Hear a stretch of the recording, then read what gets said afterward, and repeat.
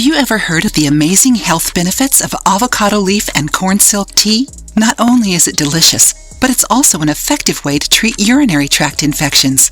Urinary tract infections, or UTIs, can be incredibly painful and uncomfortable. They're caused by bacteria that can infect any part of your urinary system, including your bladder, urethra, or kidneys. If left untreated, UTIs can lead to more serious complications.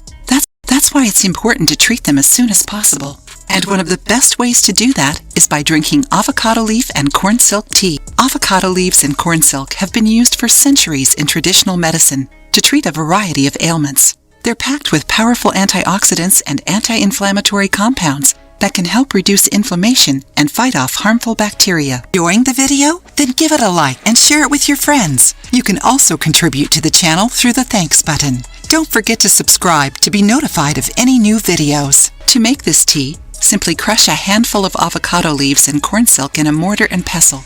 Add the mixture to a teapot and pour in boiling water. Let it steep for 10 to 15 minutes, then strain and enjoy. The tea has a mild, earthy flavor that's surprisingly refreshing.